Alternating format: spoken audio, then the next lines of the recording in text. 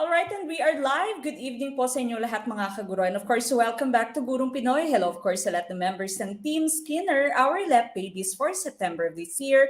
And of course, bago matapos po yung taon, tayo po ay ganap ng licensed professional teacher. So again, if you are still not a member of Team Skinner, send a message through this Facebook page para po kayo ay makapag-join na makasagot po kayo ng aming quizzes. You can join our full-length videos. Of course, nababalikan po, nare-replay lahat ng ating full-length videos. And of course, you can download all our files. Dire-diretso na po yung ating pagre-review. We are going to have the reopening of your diagnostic test for Gen Ed and Prof Ed next week. Then of course, you're also going to have the mid-review both for Gen Ed and Prof Ed next week na din po. At saka dire-diretso po yan until you take your Prof Ed. We are going to have your final coaching, your classified files discussion, and of course, until the day you take the LET, kasama niyo po ang Gurong Pinoy. So again, send a message through this Facebook page if you'd want to become a member of Team Skinner. And of course, we also have our full online majorship. Ongoing na rin po ang kanilang mid-review discussion. Pwede pa rin po kayong humabol na lahat po ng ating mga materials, the videos, also the PDF files can be found on your FB group. So just send a message to this Facebook page if you'd want to join us in Team Skinner, also in our majorship schedule. Now you can see the schedule for July, no? So today or tonight we are having Prof Ed. Then of course we will have the math drills tomorrow with Coach Gon. Gen Ed po on Friday, no? So Friday it's still going to be math with Coach Toto, no, our top one for SPLE. Then, of course, next week, as I've mentioned, opening of your diagnostic test. Sockside drills all throughout all Tuesdays of July. That's with Coach June. We'll have mid-review on the 12th for Gen Ed, mid-review for Prof Ed on the 13th. Then, of course, all Fridays naman po with Coach Toto. No? So we are going to have MWTH with me, no, after our mid-review. Hindi po MWF kasi po si Coach Toto would only be available on Fridays, all right? Now, of course, I have mentioned that you are going to have your math drills with Coach Toto. I am going to be introducing him on Friday, no? So abangan niyo po yung ating first session with him. That's all for the math drills for all Fridays of this month, okay? Now, again, if you end up top 3 sa ating September na LET and you are a part of Team Skinner, Gen Ed Prof Ed, you will be receiving 100,000 pesos. Top 2, 200,000 pesos. Then, of course, top 1 would be receiving 300,000 pesos. So again, what are you waiting for? Become a member of Team Skinner. Send a message through our Facebook page. Now, tonight's discussion is centered on professional education. This is the last professional education topic under the new curriculum that we are tackling. After this, ready na po tayo for your mid-review. And tonight is centered on facilitating learner-centered teaching, okay? But before anything else, of course, let's all have our opening prayers. Sasamahan niyo po ako mga kaguro.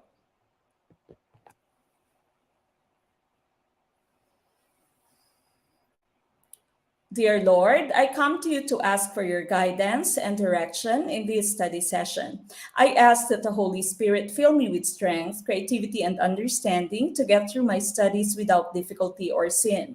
Help me hold my focus and attention. Help me to retain all that I learned. Please make my mind sharp and keep distractions at bay. If any part of my studying is weak or lacking in some way, let it be revealed so that I may correct it. Thank you for this opportunity to learn. Amen.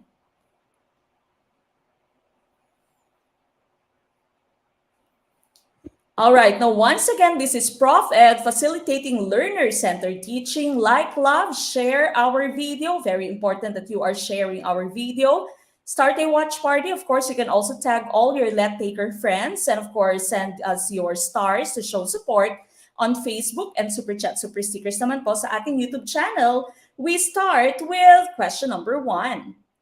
Okay, number 1, in B.F. Skinner's operant conditioning theory, a boy being praised by his parents for passing the exams is an example of letter A, positive reinforcement, letter B, negative reinforcement, letter C, neutral reinforcement, or letter D, stimuli. What is our choice? Number 1. Okay, again, please don't forget to type in the item number and of course the letter of your choice. Okay, number 1, letter A. Karamihang choice ninyo, no? Halos lahat, letter A. Okay, some more answers for question number 1.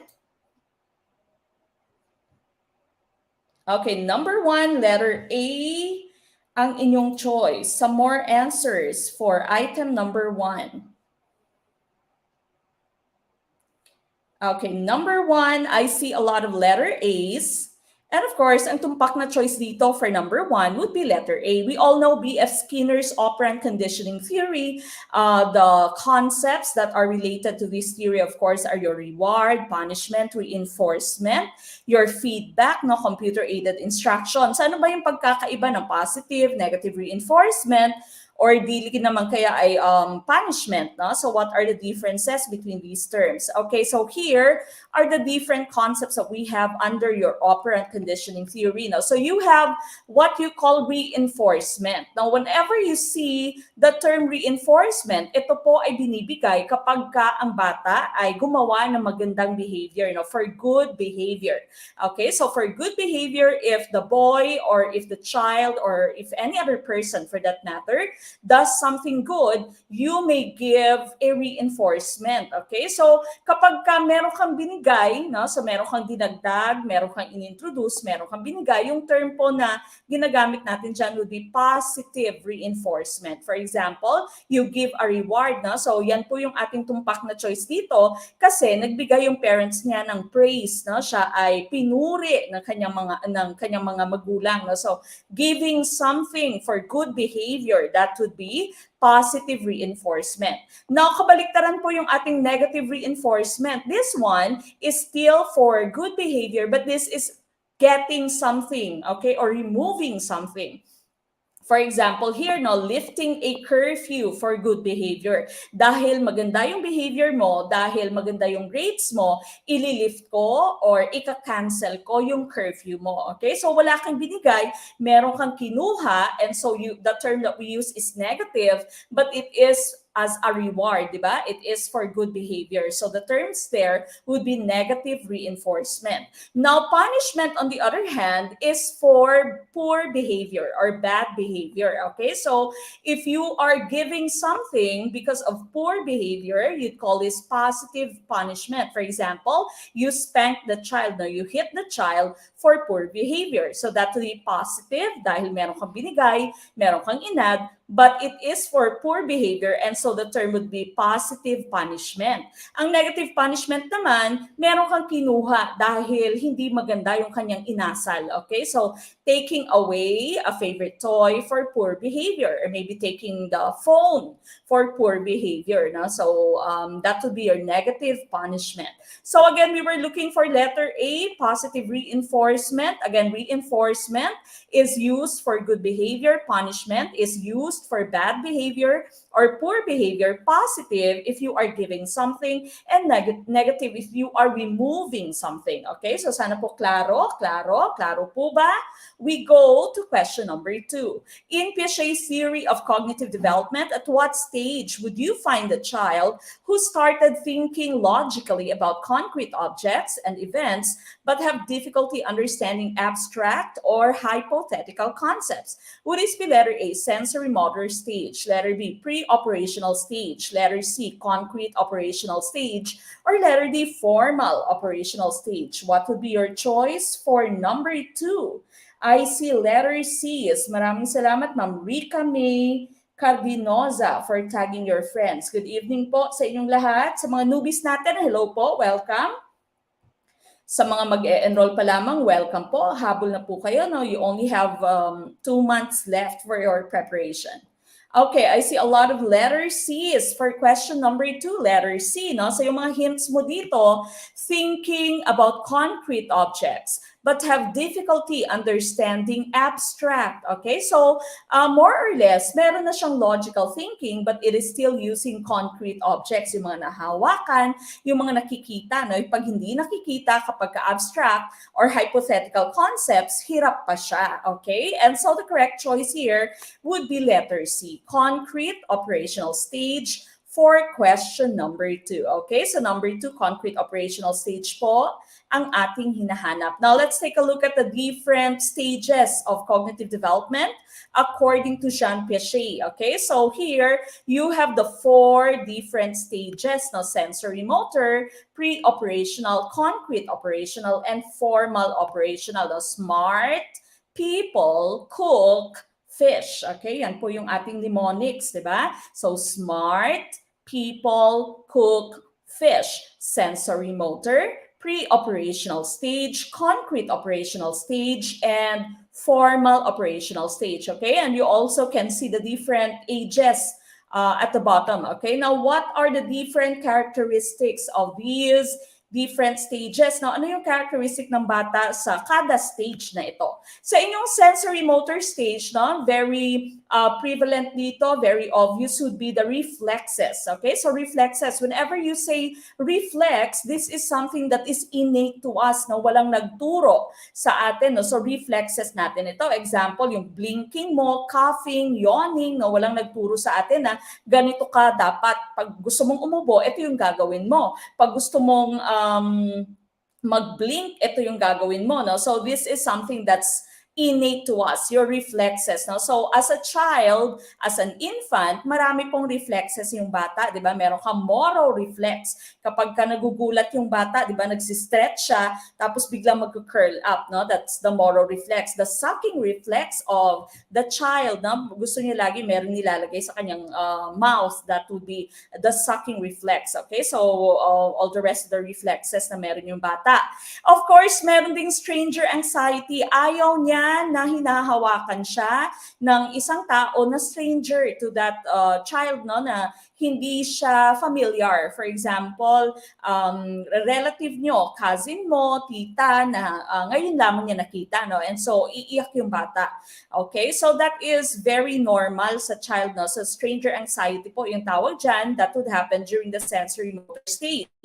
And of course, there is the object permanence. Kapag ka sinabi mong object permanence, dati, kapag ka tinakpan mo ang toy ng bata, nilagay mo sa ilalim ng kumot, nakakalimutan ng bata na meron palang toy dyan sa ilalim ng kumot, na yung tinatawag nating out of sight, out of mind. But once the child has already reached object permanence na milestone, alam na niya na kahit na tinakpan mo ang bola, andyan lang yung bola sa ilalim ng kumot. Okay? So alam na niya na kahit yung nanay, yung tatay, wala ngayon sa harap niya, the nanay and the tatay exist. No? And so meron na nga siyang separation anxiety. Kapag ka magbababay ka as a nanay, no, pupunta ka sa work, iiyak na yung inyong baby at this point. Okay? So that's object permanence that still is under your sensory motor stage. Now, what about your pre-operational stage, the second stage? Now, here, you have symbolic thinking. No? So the child is using a lot of symbols. The child's imagination is wild, very rich yung kanyang imagination. And there also is animism. Pag sinabi mong animism, akala ng bata lahat ng bagay sa paligid niya ay may buhay. Okay? So kapag ka nauntog siya sa door, ay hahampasin din niya yung door, no, para lamang makaganti kasi akala niya may buhay din yung door, no? So bad yung door, hahampasin din niya, no? That's animism. And of course, you have egocentrism, pinaka-hallmark, di ba? Very apparent yung egocentrism during this stage. No? So yung bata dito ay selfish. Akala ng bata, kung ano yung nararamdaman niya, kung ano yung nakikita niya, nakikita din ng ibang. Also have centration, nakatuon lamang yung attention sa isang factor or isang characteristic na bagay. Stage, kapag ka meron kang 2 glasses with equal amounts of water, tapos inilipat mo ang isang baso, no, into a taller, narrower glass, for example, this one right here, pre-operational stage, kapag ka tinanong mo yung bata, saan dito or alin dito ang may mas maraming laman, ang sasabihin po niya would be this glass right here, okay? Kasi nakatuon lamang siya sa isang aspeto ng bagay. Tinitingnan lamang niya yung height ng baso. Hindi niya isinaalang-alang na narrower siya, no? Kahit na taller siya, it's narrower. And, hindi niya alam ang laman ng baso or ang volume ng tubig. Okay? So that would be centration. Centration po yan. Okay? Now, what about concrete operational stage? Ang concrete operational stage po, the next stage right here, meron ka ng conservation. So dito alam na ng bata na kahit na ilipat mo ang laman ng baso sa mas mataas, no? So sa taller glass, ganun pa rin ang volume ng tubig. Ganun pa rin ang amount ng water, no? So hindi siya nadagdagan. That to be conservation. Seriation, the child can already series, no? So na-arrange bagay-bagay, for example, from smallest to largest, from shortest to longest po pwede. And of course, you also have reversibility. Alam na niya yung subtraction. Okay, so alam na niya yung subtraction. The child is already, subtraction is already, it is the opposite of addition. Teka lang. Okay, naglalag daw po, no? So, hang on, okay? Ayusin ko lang po yung aking internet. Hang on po.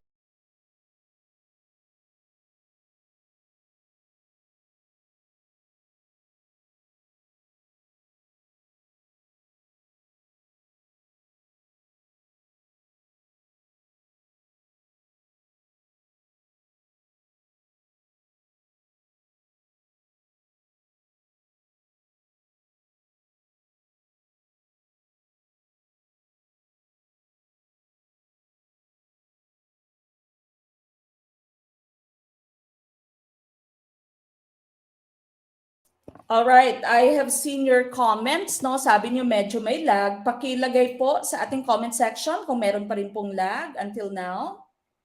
Okay, yes. Okay, so nakita ko kasi sabi niyo merong lag. Okay, pakilagay po sa ating comment section kung meron pa rin pong lag at the moment so that I can check the internet. Ayan, wala na daw, sabi ni Sir Jay. Ayan, Meneses. Okay, so naputol yata tayo sa centration, no? So centration, pakilagay po mamaya sa comment kapag may lag pa rin. Okay, so centration, sinabi natin kanina, no, sa ating discussion, yung centration, nakatuon lamang yung atensyon ng bata sa isang aspeto ng isang bagay. Okay, so as I've mentioned, kapag pinakita mo sa bata ito, no, at parehas lamang yung laman, or volume ng water, no, inside these two glasses, sasabihin ng bata na mas maraming tubig dito. Okay? So mas marami daw tubig dito kasi nakatuon lamang siya sa height, no, ng baso. Hindi niya isinaalang-alang yung width, okay, na narrower siya imbis na iniisip niya kasi, no, na mas mataas itong baso na to and so mas maraming laman na tubig. Okay? So that would be your centration. Now, for conservation, under your concrete operational stage, alam na ng bata na kahit na nilipat mo ang laman ng baso sa taller, narrower glass, ganun pa rin yung amount ng tubig, no? Ganun pa rin yung volume. Okay, so that would be conservation. Na-conserve ang amount ng tubig. Okay, seriation, the child can already form series, no, from shortest to longest, from smallest to biggest. Okay, that would be seriation. Then of course you also have reversibility. Reversibility naman, alam na ng bata na subtraction is the opposite of addition. Okay, so that would be reversibility. Reversibility naman po yan. Okay, hopefully wala na masyadong lag. And then of course, formal operational stage here, the child already knows abstract thinking, no, hypothetical thinking, alam na niya. Okay, so half empty, half full, for example, nakakapag-think na yung bata logically using abstraction. Okay, so that would be abstraction during your formal operational stage, but we were looking for concrete operational. Meron na siyang more or less, meron na siyang gamit ng logic, pero just with the use of concrete objects. Wala pong abstraction. Okay, wala pang abstraction. All right, and so letter C, concrete operational stage po ang ating hinahanap. Okay, we go. Nakita nyo na, sorry po. We go to number 3. It was the initial cognitive response to behaviorism, emphasizing the importance of sensory wholes and the dynamic nature of visual perception. Would this be letter A, Gestalt theory? Letter B, insight learning? Letter C, life space? Or letter D, law of proximity? What is our choice? Ayan, sabi ni Sir J. Ian Meneses, kunwari hindi ko nakita. Okay. Hang on, ilipat ko lamang po yung internet ng isa kong um, device. Okay, medyo may hang yung 2.4.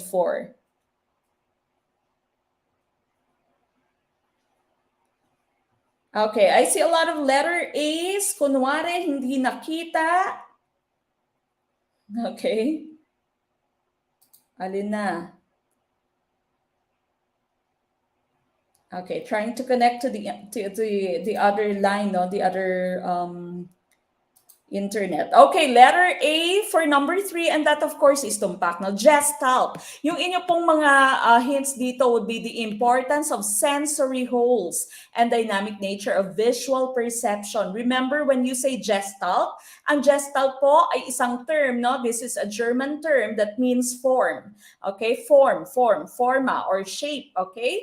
And of course, remember, ang Gestaltismo, yung Gestalt theory, ang nagsabi na the whole is more than the sum of its parts. Okay, the whole is more than the sum of its parts. Okay, and so that would be your Gestalt theory. We are also going to discuss the rest of your choices. Okay, puntahan muna natin yung Gestalt theory mo. Again, as I've mentioned, Gestalt is a German term which means form. And we have several principles under the Gestalts. No? So some of these can be shown on your screen or are shown on your screen right now. The first one is good figure. The objects grouped together tend to be perceived as a single figure. Tendency is to simplify. Now, our minds would always perceive those objects that are grouped together as a single entity, as a single figure. That's the principle of good figure, according to your Gestalts. The principle of similarity. Objects tend to be grouped together if they are similar. For example, if you see these forms here, the different forms here, iniisip mo that the triangles are not part of the group kasi hindi siya parehas. Okay? So, those that are similar are perceived to be grouped together. The principle of closure. Visual connection or continuity between sets of elements which do not actually touch each other in a composition. Kunwari ito, no, hindi talaga sila nagtatouch, but our mind would perceive it as a closed structure or a closed figure. Okay, so visual connections are formed by our mind. Okay, next one, proximity. Sabi naman ng proximity mo, objects tend to be grouped together if they are close to each other. Kapag ka-close yung mga objects, we tend to group them together in our minds. Okay, so that's the law of proximity or the principle of proximity. Continuation, when there is an intersection between two or more objects, people tend to perceive each object as a single uninterrupted object. Okay, so if you have seen an intersection, you perceive this as a single object. Okay, so single object pa rin yung inyong interpretation. Of course, you have symmetry. The object tend to be perceived as symmetrical shapes that form around their center. Okay, so you perceive this as, pareha sila, symmetrical sila, balance sila. Okay, so these are the different laws or principles according to your Gestalt theory. All right, now what about the rest of your choices kanina? No? Theory of insightful learning or insight learning theory. This was by Wolfgang Kohler, and of course, this is also called the aha learning. Okay, so according to Kohler dito, learning is from previous experiences. Okay, we use our previous experiences to solve a problem. Okay, so ginamit na dito was a chimpanzee, no? So naglagay siya ng saging at naglagay siya ng cranes. Okay, so unang-una tumatalon lamang yung chimpanzee, hindi niya maabot yung saging, no? And then he tried to put one crane, no? Put one crane down and use it to reach the saging, hindi niya ma-reach pa rin. And so, naglagay siya, no? Nag-add siya ng more crane, okay? So, pwede din namang gumamit siya ng stick, okay? So, ang pinaka-emphasis dito ni Wolfgang Kohler is that insight learning theory ay hindi po parehas sa trial and error, di ba? Yung trial and error natin, you try until you succeed, no? Dito kay Wolfgang Kohler, hindi mo siya ita-trial and error, no? Kay Kohler na aha learning, suddenly an idea just comes to mind and this idea is actually coming from your previous experiences. You can think of this as your cartoons, no? Yung sa mga cartoons natin na biglang may bright idea siya, biglang merong bombilya, no? Merong light bulb na iilaw sa ulo ng character, no? That would be the aha learning, insightful learning, no? Biglang naisip mo kung paano mo isosolve yung problem based from your previous experiences. Okay, that's insight learning theory, aha learning by Wolfgang Kohler. Now, this one is life space. Ito po yung ating choice C kanina, no? Kurt Lewin's life space or fields theory, fields of experience theory. This is the psychological representation of a person's environment. No? So everything that influences the individual at a particular time, at a particular period in his life, you'd call this a life space. Okay, so kasama yung individual, that person, and of course his environment. This is considered the life space of an individual. And of course, sa kada stage ng ating buhay, iba-iba po yung ating life space, di ba? So, depende kung ano na yung nangyayari sa ating buhay. When we were in the elementary years, iba yung ating life space, di ba? Iba yung mga guru mo, iba yung mga best friends mo, meron ka mga best friends dati, hindi mo na nakikita ngayon, no? So sad. When you get married, iba naman yung magiging life space mo. Once you start your family, iba din yung inyong magiging life space. Iba din yung life space mo at your workplace, di ba? So life space, this is a representation of your environment. Kasama ka na as the person or as an individual. Okay, so again, that would be gestalts, no? Yung choice D natin kanina was just one of the laws, one of the principles under your Gestalt theory. Okay, number 4, this is connected to your Gestalt theory. When objects we are perceiving are near each other, we perceive them belonging together. This is the letter A, law of similarity. Letter B, law of closure. Letter C, law of proximity. Or letter D, law of good continuation. What is our choice? Batiin ko lamang si Ma'am Joanna May Katembong. Hello, Mamek. Na-miss ko po boses mo. Team Peshe here. First taker passer dahil sa mga tips and teachings mo po. Sa mga nagre-review, trust your coach and yourself. Laban lang mga kaguro. Maraming salamat po. Isa of course sa ating mga passers si Ma'am, no, from Team Peshe. All right, number 4. I see letter C is for question number 4. Tumpak kaya ang letter C, no? Kanina nakita nyo na to. We've discussed this a while ago, no? Sabi dito, when objects are near, okay, we perceive them belonging together, okay? Which one is the right choice? The correct choice, of course, would be letter C, the law of proximity. Kapag ka magkakalapit, we perceive them to be together, okay? So, pag palagi kayong magkalapit, palagi kayong magkadikit, no? People would perceive you to be magjowa. Yan po yung law of proximity, di ba?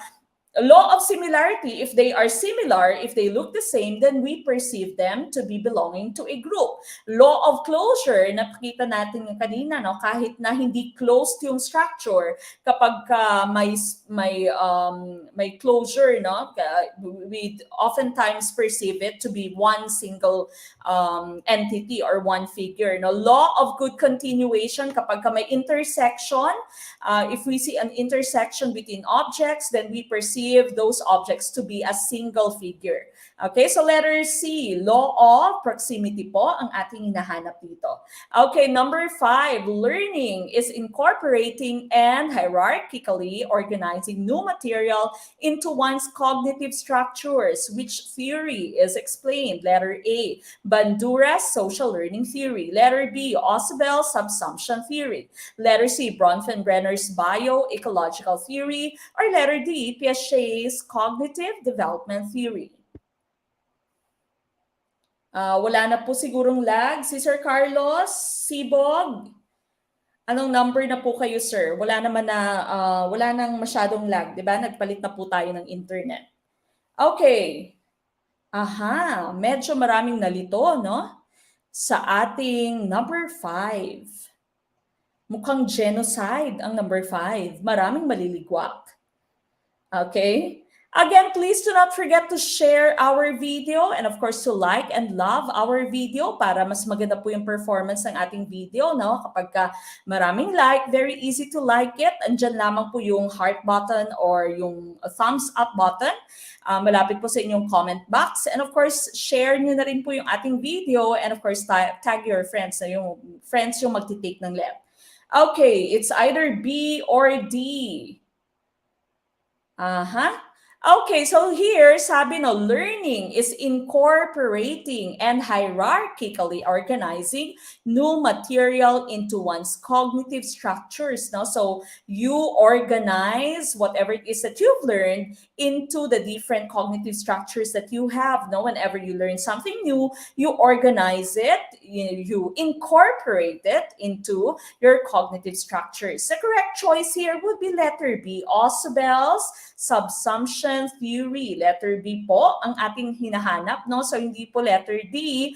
Marahil yung iba sa inyo inisip na letter D dahil nga meron ding schema si Piaget, no? But here, letter B po ang ating hinahanap. Let's take a look at our slide. Okay. So si Ausubel sa kanyang subsumption theory ang nagsabi that a learner absorbs new information by tying it to existing concepts and ideas that they have already acquired. Rather than building an entirely new cognitive structure, they are able to relate it to information that is already present within their minds. Now, so you only incorporate whatever new knowledge that you have learned into those existing pre-existing structures in your mind, your cognitive structures. So here, prior knowledge is very important as well as advanced organizers. So if you are the teacher, you have to draw the prior knowledge of the kids. Na ano na bang alam nyo about this topic, no? Or pwede kang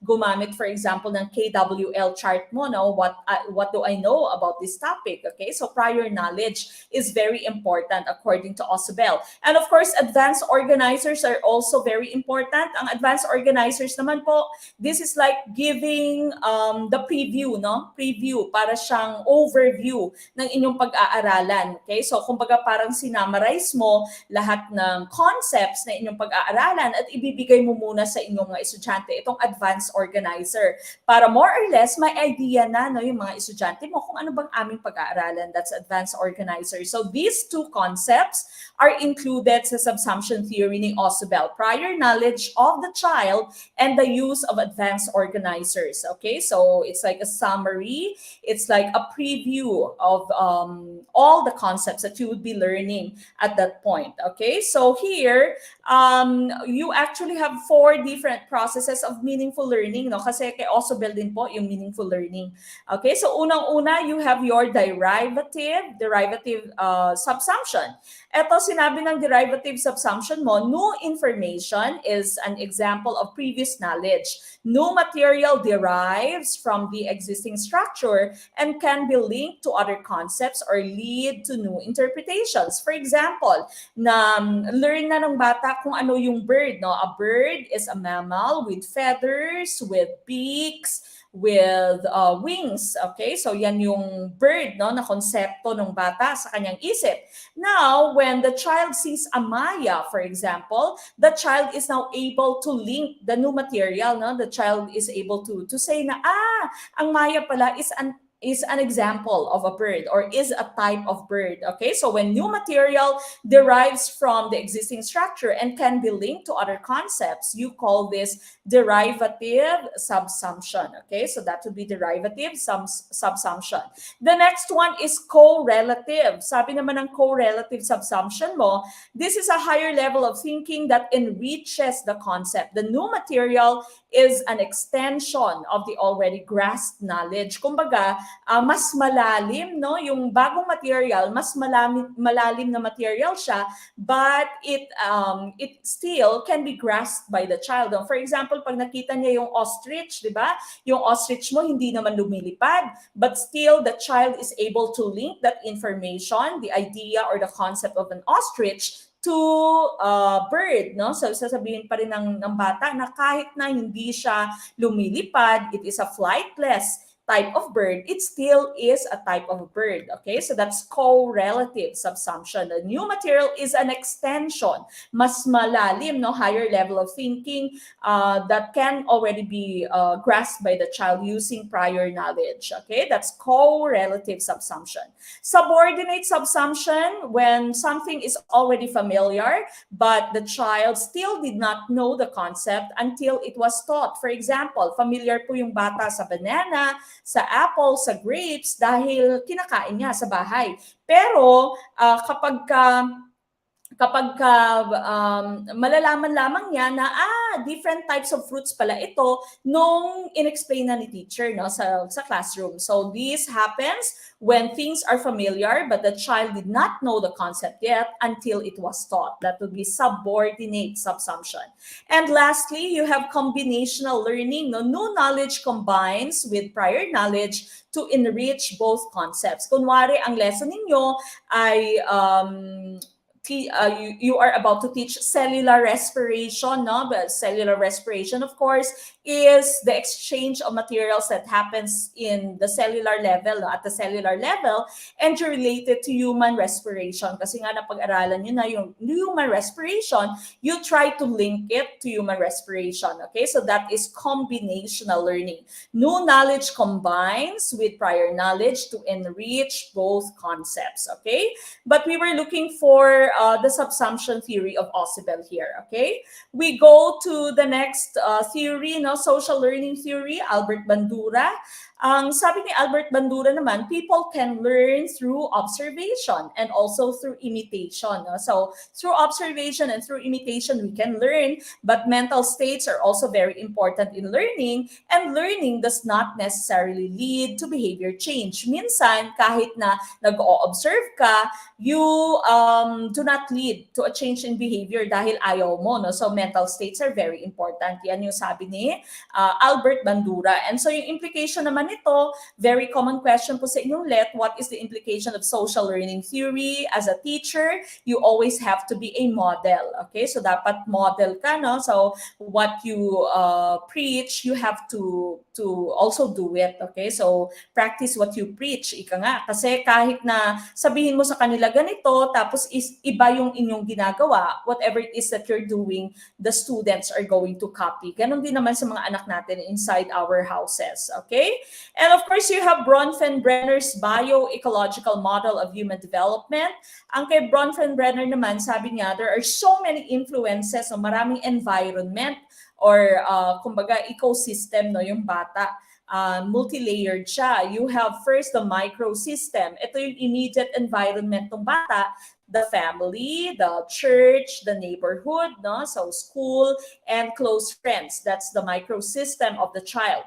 The mesosystem, this is the interaction between the different parts of your microsystem. No? For example, interaction ng family niya with the church, interaction ng church at ng school. Okay, so that would be part of your mesosystem.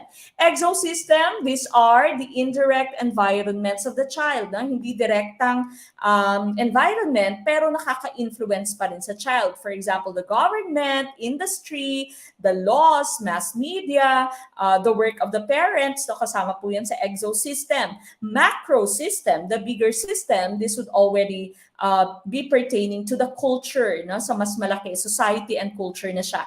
And of course, you also have the chronosystem. This is time and historic influences. No? Chrono, as in chronological. No? So time and historic influences. Meron po silang dinagdag dito, no? Techno subsystem, and this would be pertaining to technology. Kasama na po yung media. Baka lumabas po sa let nyo, no?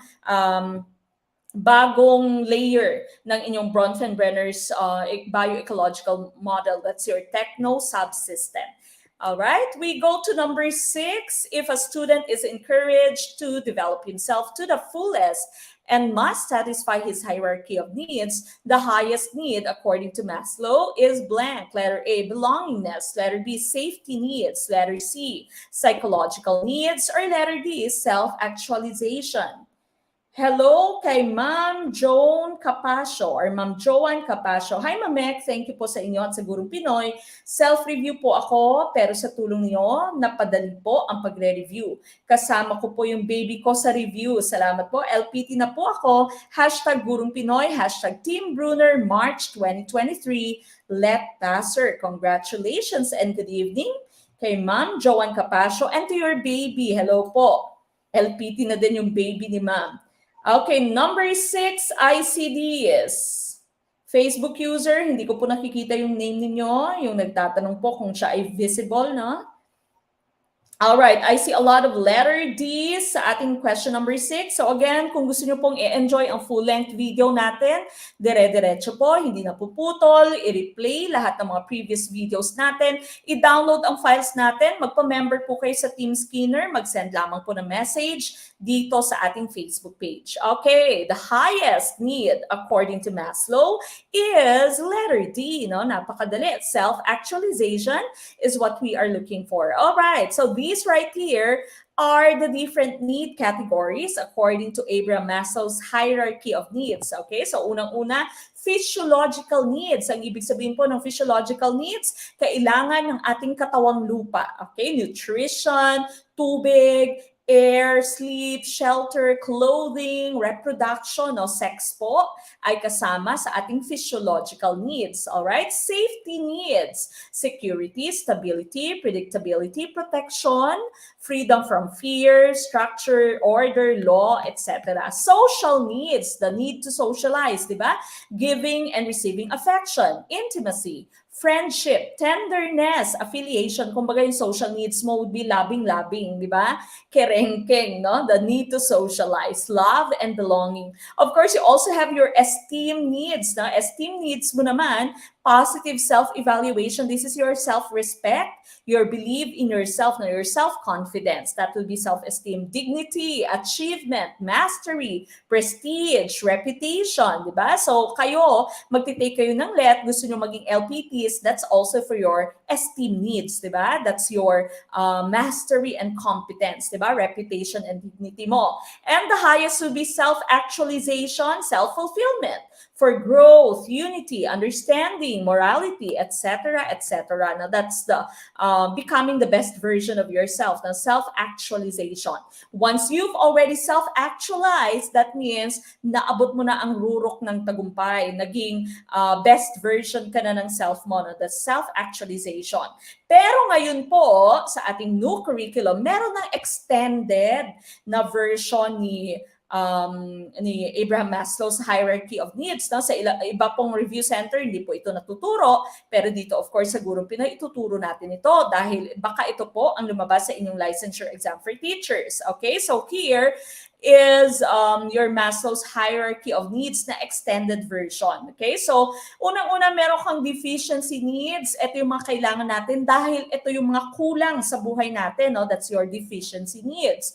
Ang growth needs mo naman, ito yung mga kailangan mo para mag-grow as a person. Okay, so halos magkaparehas lang din naman. You have physiological, safety, yung kerengkeng, and loving-loving, belonging and love, nandito, at esteem needs. Pero sa growth needs mo, dito siya na-extend, di ba? Meron kang cognitive needs para sa inyong mental capacity, no? So cognitive needs, aesthetic needs, beauty, okay? So it's very important to love yourself, to have self-care, di ba? Pagpapaganda, gluta is life, no? Or facials, pagkakaroon, or pagpupunta para magpa-facial, no? Is important, aesthetic needs, kumbaga. And of course, you have self-actualization, pero mas mataas dito, this transcendence. No? So when you say self-actualization, di ba, you remember you have become the best version of yourself. Pero yung transcendence po, this is going beyond yourself. hindi na lamang sarili mo ang iyong iniisip, ikaw po ay tumutulong na din sa ibang tao dahil of course, satisfied ka na no, personally. Naabot mo na ang rurok ng tagumpay as a person and so now it is already the time for you to share your blessings, di ba? Transcendence po yan. Thinking about others, giving to others, and also meron ka ng mga spiritual experiences, no? That's transcendence. All right? And so again, letter D ang ating hinahanap kasi wala namang pong transcendence sa ating choice. Okay, we go to number 7, which is or are more likely to happen when a student gets intrinsically motivated. Number 1, tackles the assigned task willingly. Number 2, eager to learn classroom material. Number 3, engaged in meaningful learning. Would this be letter A, 1, 2, 3, letter B, 1 and 2, letter C, 1 and 3, or letter D, 2 and 3? Ayun, yung mga facial, pampaganda, rejuvenating set, sabi ni Ma'am Madel Carillas. Okay. Ma'am Lizelle Lai, good evening po. Nakakamiss manood, mag-review, thanks sa group na ito dahil LPT na ako, Sir JV Peroche. Good evening po. All right. So again, if you'd want to watch the full-length video, become a member of Team Skinner, very easy. Just send a message to our Facebook page. How to be a member? Again, after this live po, mag-send lamang kayo ng message dito po sa ating Facebook page. Okay, habol po kayo kasi magkakaroon na po tayo ng mid-review next week. Okay, wag po kayong tawag dyan, wag po kayong magpaiwan, no? Wag magpaiwan sa iba nating mga kaguro. Sila po masyado dang maraming konseptong alam, marami na silang balang dadalhin sa licensure exam for teachers, no? So humabol po kayo, meron pa po kayong time, no? So mag-enroll po kayo as soon as you can para mabalikan lahat ng full-length videos and of course para po maka-join kayo sa opening ng ating diagnostic test, mid-review natin for Gen Ed and Prof Ed next week. Okay? So send lamang po kayo ng message dito sa ating Facebook page. All right, number 7, I see letter A's and that would be tumpak. No? So likely to happen when a student gets intrinsically motivated. No? Ano nga ba yung pagkakaiba ng intrinsic and extrinsic motivation natin? Balikan muna natin para lamang sa mga bago-bago nating mga kaguro. No? So here, you have extrinsic motivation and intrinsic motivation. Unahin natin yung intrinsic motivation. You are motivated to perform an activity for its sake and personal satisfaction. Gusto mo talaga. Love mo siya. Gusto mong masatisfy, no? Yung crave mo for growth, crave mo for learning. That's intrinsic motivation. Ang extrinsic motivation mo, you are only performing an activity to earn a reward or to avoid punishment. Kumbaga yung motivation mo is outside yourself, no? Yung motivation mo would be external things like reward, avoiding punishment, medals, praises, higher grades. Those would be extrinsic motivation. Kunwari, meron kang jowa. Gusto mo talagang pagsilbihan yung jowa mo, pinagluluto mo yung jowa mo, pinaplansya mo yung damit niya, pinaglalaba mo siya dahil love na love mo siya. Dahil gusto mo happy siya at happy ka kapag happy siya. No? That's intrinsic motivation. Pag extrinsic motivation naman, meron kang gustong hingin sa kanya. No? Hindi ko alam kung ano yon. Okay? So, meron kang gustong hingin galing sa kanya, hindi talaga dahil gusto mo. Okay? Minsan, meron kang pabor na hiningi sa kanya. Okay? Maaring extrinsic motivation siya. Alright? So, here, kapag very willing yung bata, no? Intrinsically motivated yung bata, it's 1, 2, and 3. No? Assigned task willingly, the child would tackle it. The child is very eager to learn the material and the child is engaged in meaningful learning. So letter A, ang tumpak na choice. We go to number 8 on what theory is a sequencing of instruction anchored. Would this be letter A, Gagne's hierarchical theory? Letter B, B.F. Skinner's operant conditioning theory? Letter C, Bandura's social learning theory? Or letter D, Thorndike's law of effect? Okay, what is our choice for number 8? Sabi dito ni Ma'am Park Jackie, bakit mas mataas ang aesthetic sa cognitive? Beauty over brain? Siguro dahil mas papunta siya sa self. Okay, so maaari kasi yung cognitive mo, meron pa siyang mga kaakibat na external factors na gusto mong ma-promote, gusto mong gamitin yung CPD units, for example, pero yung beauty, it's for yourself, di ba? So, maaari kasi na papunta kasi siya sa actualization, self-actualization and transcendence. Okay, what is our choice? Number 8. Okay, number 8, the correct choice here, of course, is the letter A, Gagne's hierarchical theory. Okay, so let's take a look at our slide. No, you remember Gagne's 9 events of instruction, di ba? Pero kaakibat ng 9 events of instruction, meron din siyang hierarchical learning theory. No? So ito po yung iba't ibang klase ng learning according to Gagne. The first one is signal learning. Here, it is based on classical conditioning, stimulus and response lamang. Very simple. It's just basic, no? Kunwari, kapag nakita nung baby yung nanay niya, nagsismile ka agad yung baby, no? So the stimulus is the mom, the face of the mom, or the presence of the mom, and the response would be the baby smile. Okay, so classical conditioning lamang. Stimulus and response. Stimulus response learning, it's also still SR, but this one is based on operant conditioning. Meron ng kaakibat na reward and punishment. No? So good behavior for reward, and of course, bad behavior, you might receive a punishment. Okay, so that's stimulus response learning. Then you have chaining. From the term chaining, no, you are linking the different responses so that you can complete a bigger task or a more complex task. That's chaining. Okay, chaining. Ang verbal association mo, level 4 mo, it's also like chaining, pero may kaakibat na siyang use of words. Okay, so verbal association, that would be chaining involving words. Then you have discrimination learning. From the term discrimination, you can distinguish the different stimuli. Okay, so for example, in this stimuli, alam mo kung ano yung magiging reaction mo, alam mo din yung magiging reaction mo if you have a different stimulus. Okay, so that's discrimination learning. Concept learning, that's generalization na and discrimination from the term concept, di ba? Konsepto, malaking structure na siya, no? You have so many words na, so many meanings na kaakibat ng isang konsepto. Okay, so generalization and discrimination would be under your concept learning. Rule learning, this is understanding the relationships between concepts. Okay, so marami ng konsepto at nakikita mo yung relationships between these concepts. That's rule learning. At ang pinakamataas according to Gagne, this is problem solving. Ang problem solving, of course, is the application of all the principles that you have learned para ma-solve mo ang isang problema or para ma-achieve mo ang isang goal. Okay, so these are the different levels of learning according to Gagne. Okay, Gagne's hierarchy of learning.